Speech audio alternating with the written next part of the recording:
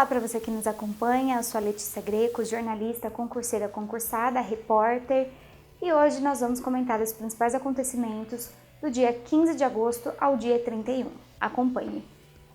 Bom, antes de eu começar a ler as manchetes do dia, eu preciso comentar primeiro da minha ausência, né? Faz 15 dias que eu não posto nenhum vídeo, eu normalmente gravo todas as semanas, mas a minha ausência ela é justificada, eu acho, né?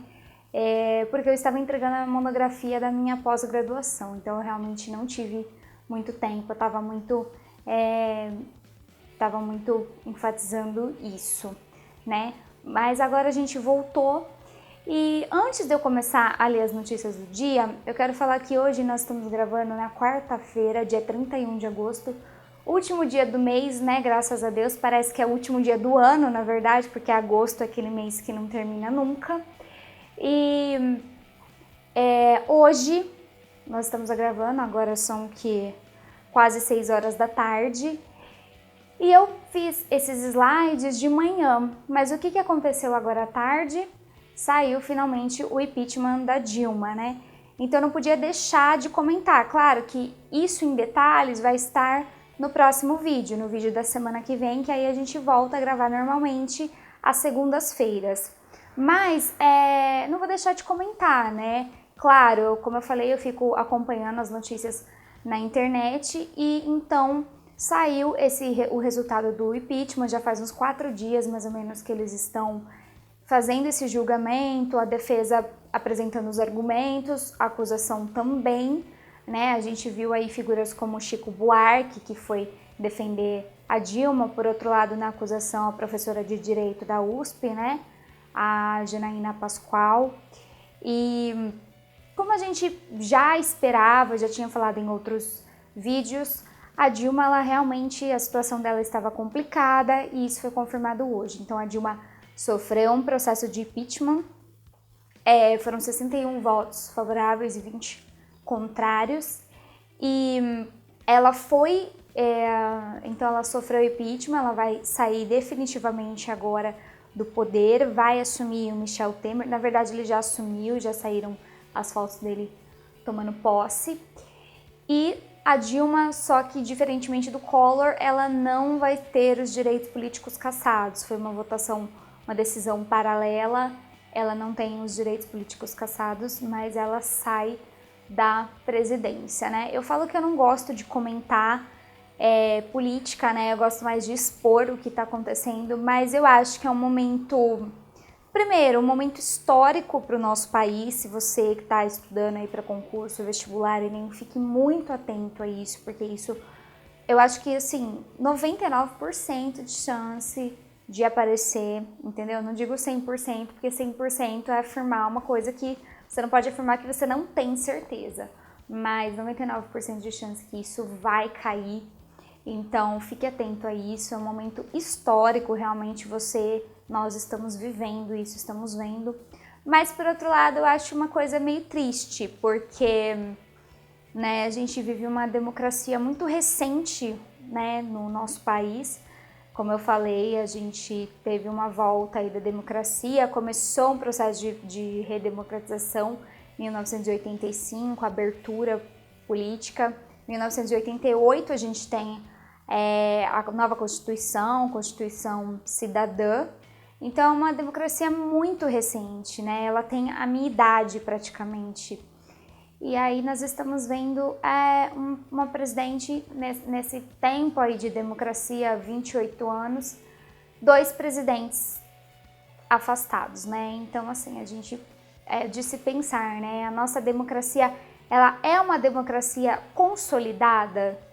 Não, não é, né? Ela é abalada, você ainda vê que nós temos um processo político ainda instável, né? Não é estável, por exemplo, como nos Estados Unidos, né? Que já vem aí um processo de troca de presidentes com votação já há bastante tempo, né? Então vamos ficar atentos a tudo isso e vamos então para as notícias dessas 2 últimas semanas. Esse caso da Dilma, todo o histórico, a gente comenta na semana que vem. Slide. Menino que virou símbolo da guerra síria foi resgatado com a família após bombardeio. Justiça de Minas Gerais suspende todas as licenças ambientais da Samarco. Terremoto atinge centro da Itália e causa danos e mortos. Acordo entre as Farc põe fim a 50 anos de conflito na Colômbia. Doações de pessoas jurídicas estão proibidas nas eleições 2016. Primeira notícia. Menino que virou símbolo da guerra síria foi resgatado com a família após bombardeio. Bom, essa imagem ela rodou o mundo, né, nessas últimas semanas. Ela é do dia 18 de agosto. Esse menininho aí, ele tem 5 anos, né, e o prédio em que ele morava junto com os pais e com os 3 irmãos, ele desabou por conta aí dos bombardeios aéreos, né? E eles foram retirados com vida, a família sobreviveu, mas ele também foram feitas imagens dele, ele estava muito assustado, né? Ele não conseguia falar nada, ele não se expressava, ele não chorava, assim, parecia que ele não sabia muito bem o que estava acontecendo, né? E essa imagem aí, com certeza, é uma imagem também que vai ficar para a história, né? Eu, assim, particularmente, não consigo muito olhar para essa imagem, porque já me dá um negócio, assim, né? A vontade de chorar, de, né, questionar, né? O que está acontecendo, né? Por outro lado, a vontade de pegar esse menininho, abraçar ele, né? Levar para casa, dar um bolo de chocolate para ele, né? Porque, coitado, né? Ninguém é criança ainda passar por essa situação. É um trauma que leva para a vida. Mas enfim, eu coloquei essa notícia por quê? Para falar da guerra da Síria.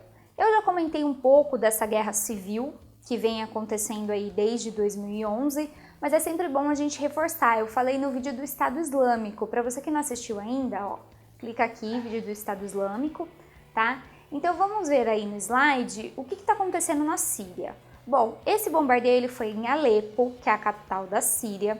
E a Síria, então, ela vive uma crise humanitária, faltam médicos, remédios, água, luz, devido, então, a essa guerra. Então, essa guerra, ela vem aí desde 2011, e aí a gente tem que lembrar, assim, essa guerra desde 2011, ela foi desencadeada por quê? Ela foi desencadeada num processo, né, de um movimento revolucionário chamado Primavera Árabe, que foi desencadeado em 2010 nos países do norte da África e do Oriente Médio, em países cujos presidentes, cujas autoridades máximas são ditadores. Então a população vai às ruas para tentar tirar os ditadores do poder. Isso aconteceu em vários países, eu explico isso no vídeo do Estado Islâmico. Alguns países conseguiu atingir o seu objetivo, por exemplo, na Tunísia, por exemplo, no Egito, outros não, outros ficou por isso mesmo, e outros estão passando por essa guerra, então tentando ainda tirar o presidente do poder. No caso, quem é o presidente da Síria? O presidente é o Bashar al-Assad, que ele está no poder desde 2000 e ele sucedeu o pai dele, que é o Hafez al-Assad, que ficou 30 anos no poder e só saiu com a sua morte. Então ele morreu e no lugar dele entrou o Bashar al-Assad. O Bashar al-Assad, ele é médico e ele estudou fora do país. O irmão dele era que deveria ter se tornado presidente, o irmão mais velho, mas o irmão morreu. Então ele ficou no lugar, ele assumiu, então desde 2000 ele está no poder e ainda não saiu.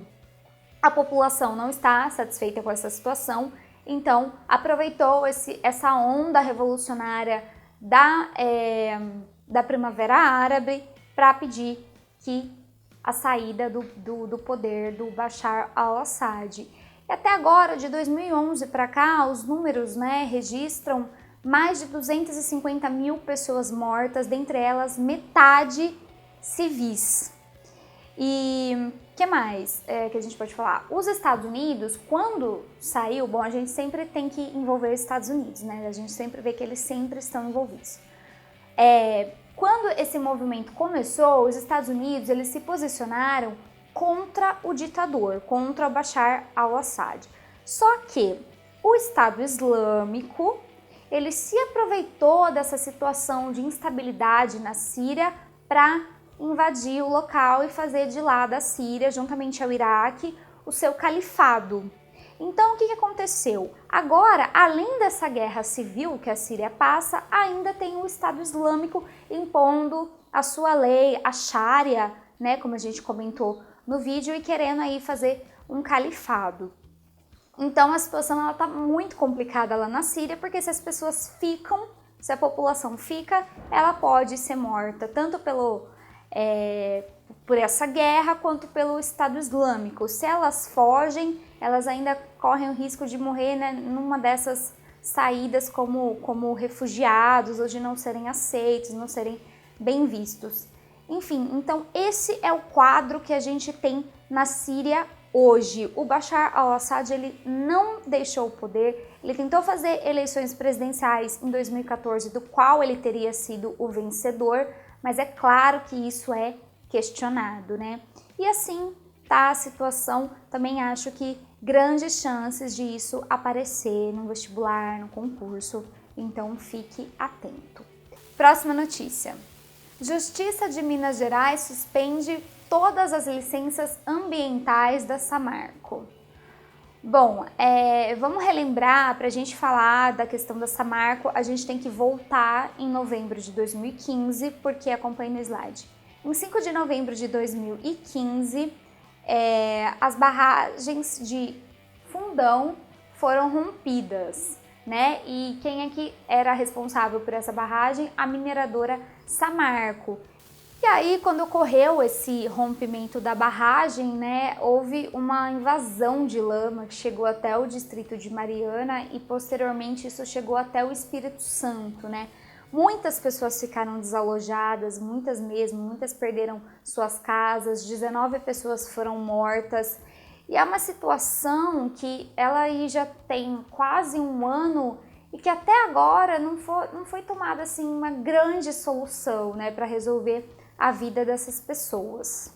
Então essa situação, ela já virou processo, mas ela tá muito complicada de se resolver. A gente sabe que no Brasil essas questões, né, ambientais, essas tragédias, né, principalmente, são muito difíceis de serem resolvidas e vão aí durar anos e anos.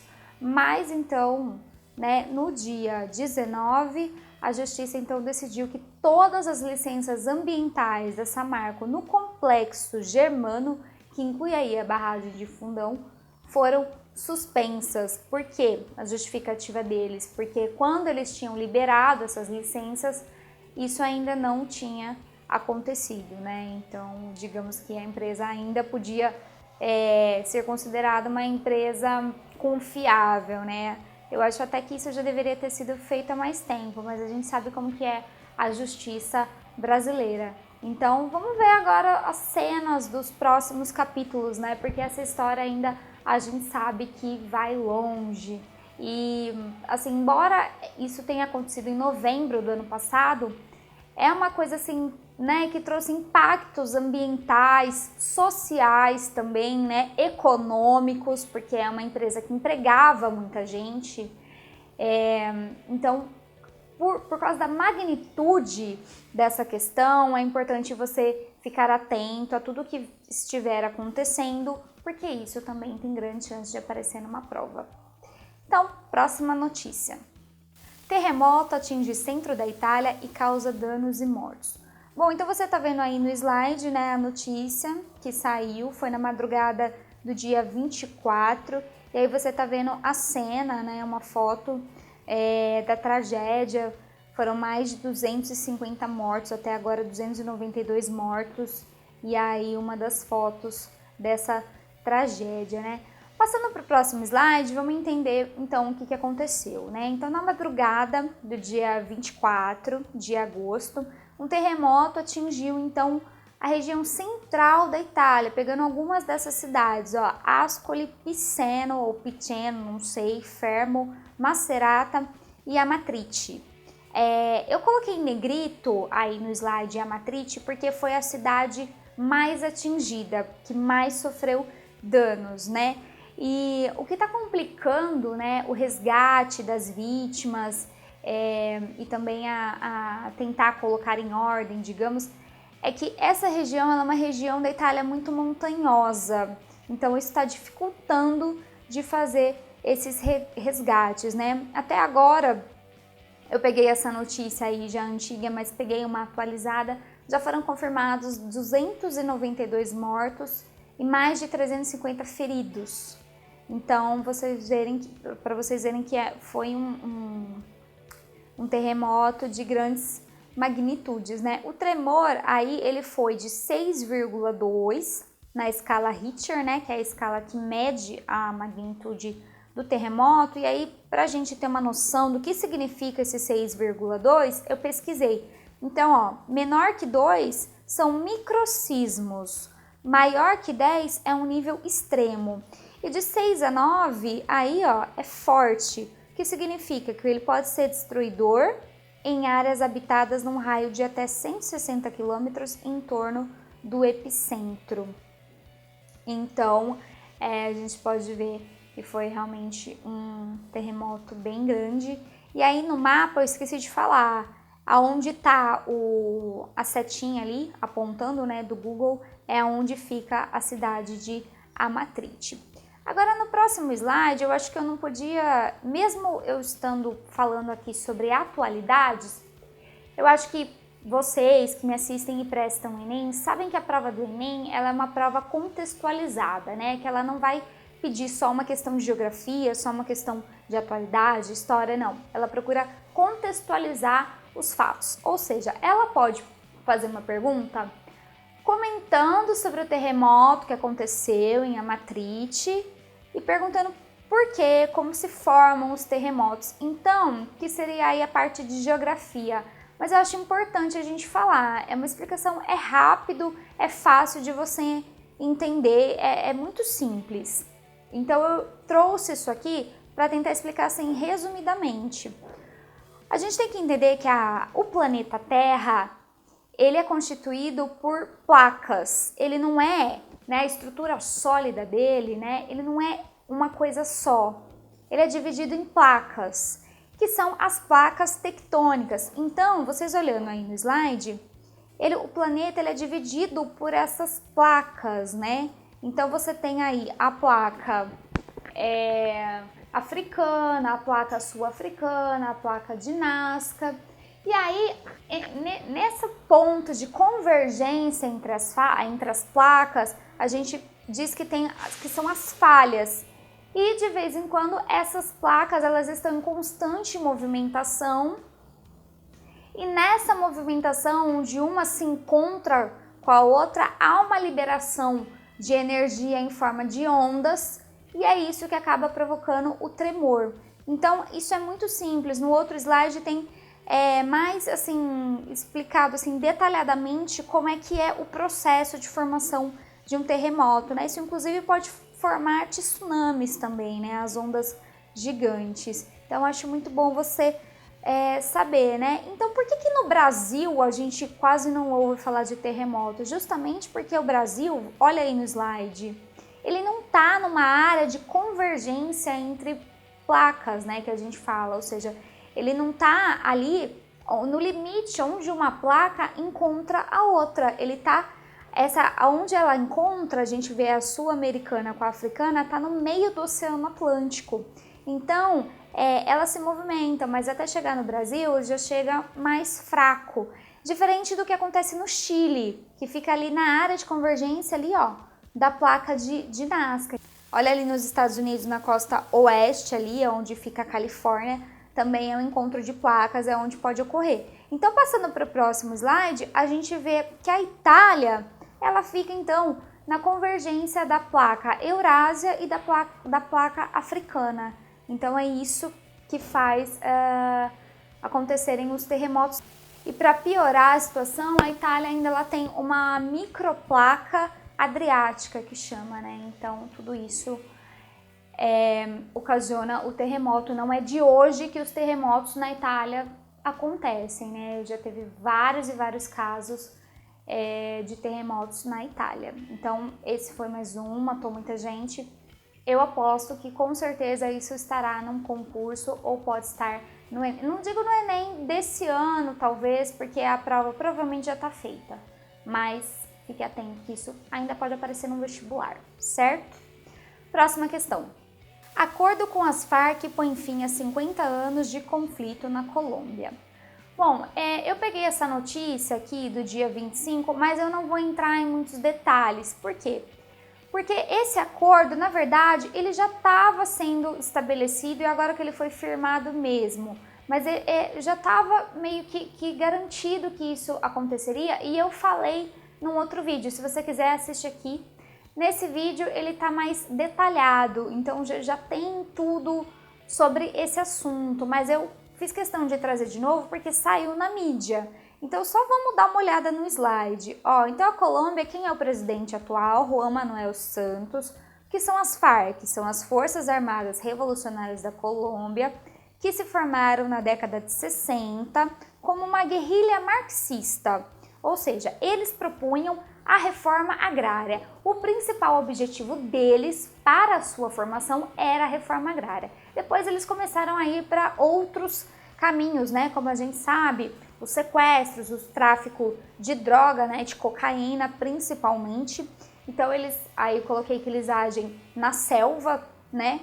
E as Farc, por conta do tráfico de drogas, eles já tiveram muito poder na Colômbia, já controlaram 1/3 do território colombiano. Mas aí entrou o presidente Álvaro Uribe, que é o presidente anterior ao Juan Manuel dos Santos, e ele quis mudar essa situação, contou com a ajuda dos Estados Unidos, que enviou bilhões e bilhões de dólares para combater as Farc e conseguiu diminuir muito o seu poderio, tanto em questão de armas, quanto questão de tráfico, quanto questão de influência. E o Álvaro Uribe, inclusive, ele tem um fator pessoal para ter feito isso também, porque o pai dele foi morto pelas Farc.